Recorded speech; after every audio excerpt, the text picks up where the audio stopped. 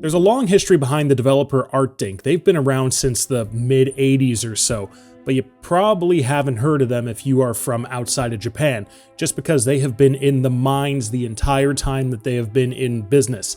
They've been in the A-Train mines. A-Train, Train Game, A-Train for the X86,000, A-Train for the PC98, A-Train for PlayStation 2, Train Game for Xbox 360, Train Game, the Lunatic Dawn series.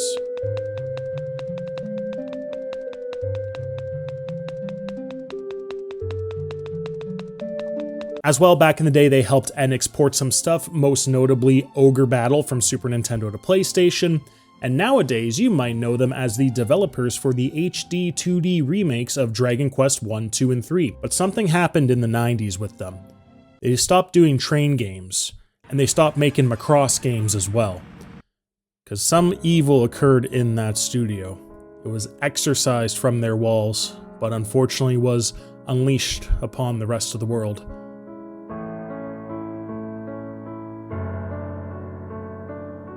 Released in 1998 for the PlayStation, and let's be honest, kind of a great name for a video game. No one can stop Mr. Domino.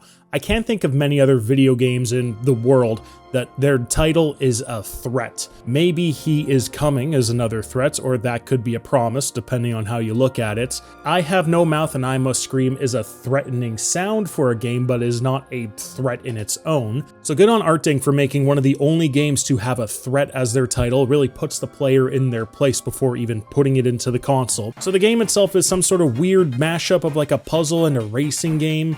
You play as Mr. Domino or Mrs. Domino if you want to start with that. In the rulebook it says that you play as Mrs. Domino if you are in a good mood because she puts you in a good mood or something like that. So you're going around these levels, there's 6 levels in the game, and you're just running around this circuits of each level, and there are some buttons on the ground. You can't hit those buttons with your feet, you have to place dominoes to lay the dominoes out, and as you go through the circuit, you will then come up against to the other dominoes you laid previously. Those dominoes are going to fall onto the ground and you're going to hit those buttons.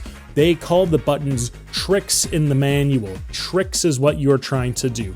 I don't like the word tricks. Tricks is something a whore does for money. The game just controls pretty terribly though, and I'll be honest, when I first loaded up the game, I didn't really know what I was doing, but this is what I was doing for the first couple rounds of Mr. Domino.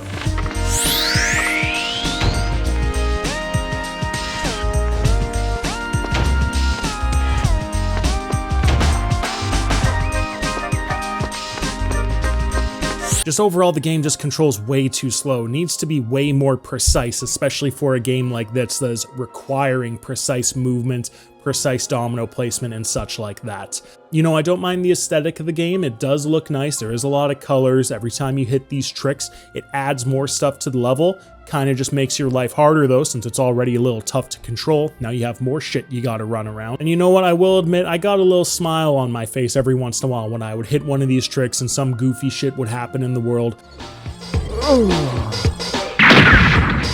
You know, there's also Calorie Mate in there if you're a Metal Gear Solid fan. There's Pocky in there as well if you're super into Pocky and stuff like that. You can look at that on the screen. But even though I got a laugh out of Mr. Domino every once in a while, I just couldn't handle the controls. I kept running into stuff. I kept doing terribly. It could be I was playing on an emulator and maybe the emulator is not as good as the original PlayStation version. But if it was just a little more precise, it'd be a little more fun, but if it was a little more precise, you'd be able to beat the game in like 5 or 10 minutes or however long it took. I played for about an hour and only got to the 3rd level of the 6 levels that are in the game. Even when playing as Mrs. Domino after I got into a better mood, I still could only get to about the 3rd level of the game. And it's just a basic game. You're running around these loops, you're trying to get these tricks and such like that. There's ways to heal up your guy, there's ways to, you know, reset the level if you want to do some extra points and get the high score. I was only told I was best in the city, which I thought was pretty okay. Then it told me I got in 6th fucking place. And then after that, I was best in the town. But you know, you gotta take the good with the bad every once in a while. You could be making something like a No One Can Stop Mr. Domino, or you could be making the AKB48 dating sim as well. Happy they managed to get out of that mine at the very least and get back into their train business. So even though Mr. Domino is a constant threat that they have unleashed upon the world, at least we're getting remakes of the original Dragon Quest games. So just because of that, for that reason alone, I'm going to say it's better than Rogue Warrior. No one can stop Mr. Domino. Mr. Domino. There we go.